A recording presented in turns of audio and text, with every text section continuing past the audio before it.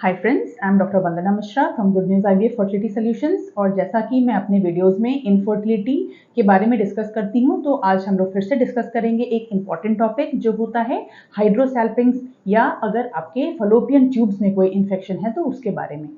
Friends, जो Fallopian tubes होते हैं वो यूट्रस के साथ में अटैच्ड होते हैं और दो फलोपियन ट्यूब्स होते हैं।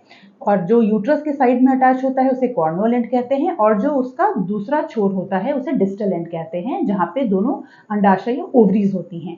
ट्यूब्स का बहुत इंपॉर्टेंट रोल होता है नॉर्मल प्रेगनेंसी होने में, क्योंकि फलोपियन ट्यूब्स की मोटिलिटी और नॉर्मल फंक्शनिंग पे डिपेंड करता है कि जो स्पर्म तैर के जा रहा है वो एग तक पहुंचेगा या नहीं। अगर ओवरी से एग रिलीज हो रहा है तो अगर ट्यूब खुली है और फंक्शनल है तो वो एग को ले पाएगी। और फर्टिलाइजेशन का प्रोसेस, मतलब एग का और स्पर्म के मिलने का प्रोसेस भी फलोपियन ट्यूब में ही होता है। जो एम्ब्रियो होता है अर्ली, वो second day, third day, fourth day तक ट्यूब में ही डेवलप होता है, और ट्यूब को फिर से नॉर्मली फंक्शन करके उस एम्ब्रियो को धकेलना होता है। It has to push it back towards the uterus.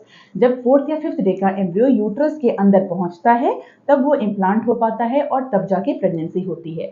तो जैसा आपने देखा कि फलोपियन ट्यूब बहुत इंपॉर्टेंट स्ट्रक्चर होता है। अगर वो ब्लॉक्ड है या अगर वो फंक्शनली नॉर्मल नहीं है तो प्रेगनेंसी होने में या तो दिक्कत होगी, या कभी कभी एम्ब्रियो ट्यूब में ही फंस जाता है और वो एक्टोपिक प्रेगनेंसी, जिसमें बेबी ट्यूब्स के अंदर ही ग्रो करने लग जाता है, वो हो सकता है, और ये एक सीरियस मेडिकल कॉम्प्लिकेशन हो सकती है।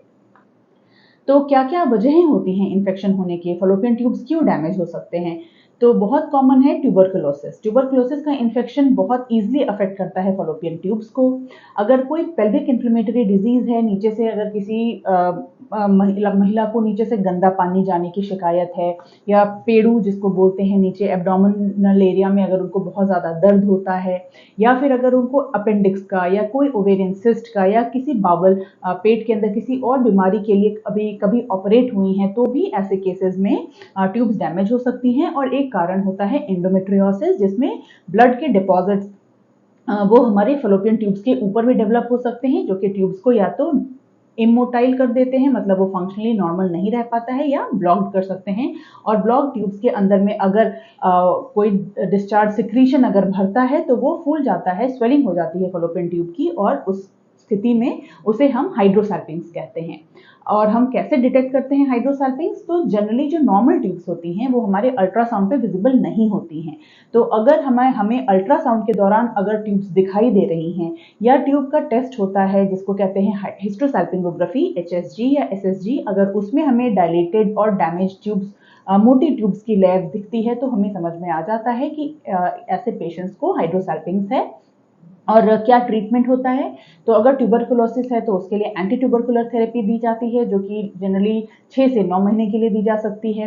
दूसरा होता है हम हिस्ट्रोस्कोपी, जिसमें कैमरा यूट्रस के अंदर डाला जाता है और लैप्रोस्कोपी करके देखते हैं कि ट्यूबल डैमेज का क्या एक्सटेंट है। अगर थोड़ी बहुत डैमेजेस हैं तो वो हिस्ट्रोस्कोपिक कैनुलेशन के थ्रू ओपन हो सकती हैं, या लैप्रोस्कोपिकली भी कभी कभी हम उसे करेक्ट कर सकते हैं।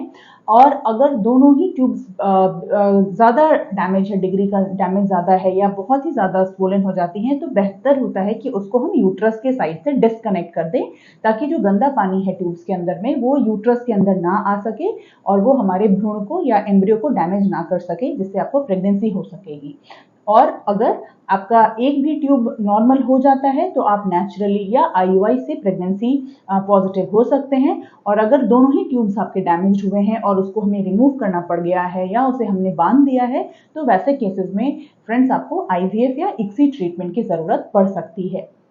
तो बहुत इंपॉर्टेंट होता है ट्यूबल हेल्थ जानने के लिए, अगर आपकी प्रेगनेंसी नहीं हो पा रही है, या पहले कभी एक्टोपिक हुआ है तो। और ज़्यादा जानकारी के लिए आप मुझसे दिए गए नंबर पे भी कांटेक्ट कर सकते हैं। Thank you.